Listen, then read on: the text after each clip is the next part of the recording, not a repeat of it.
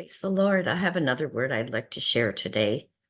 This is called, what is entropy? Is it a decay as a result of the fall?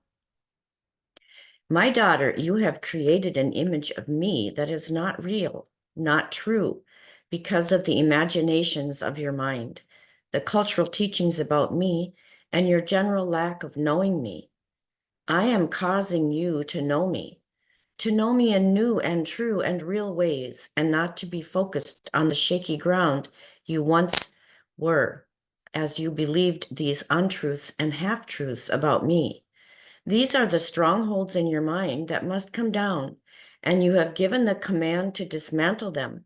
And I'm doing that. I am building my strong tower, my secret place in your mind where we can dwell together in communion and fellowship with one another every day. Consider the second law of thermodynamics. You have heard others refer to it twice. It is like a wheel within the wheel, and I ask you to consider it thoughtfully. Even though you are not a scientist, you shall be enlightened as you consider it. It is your homework assignment. And I had a response, and I said, "You are funny, Lord. I love how you love me."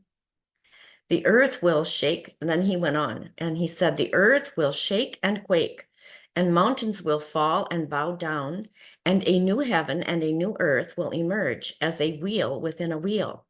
This is a true word, and consider it as one to chew on, like the beef jerky or Arrow's rawhide bone. Arrow was the dog of my daughter and her husband. And so the Lord is saying, chew on his words like the dog chewed on the rawhide bone. He said, for I desire you to chew on the things of God, and to hold them in your mouth, to savor them, their taste, and meditate on my ways and my words. So as I did some searching about entropy, which in my own sort of knowing, I understood that it was part of the fall.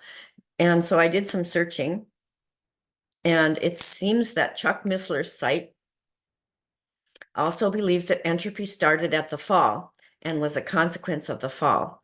And I suppose that is one reason a new heaven and new earth are coming, where there will be no crying, no war. Your presence will light, where your presence will light and grace the city, where the presence of us and the presence of God will light and grace the city, the New Jerusalem. And so I'm going to attach a link for a short video explaining entropy by Chuck Missler. And he has other insights, which are quite interesting, about how the ancient people may have been far more spiritual gifts than we do.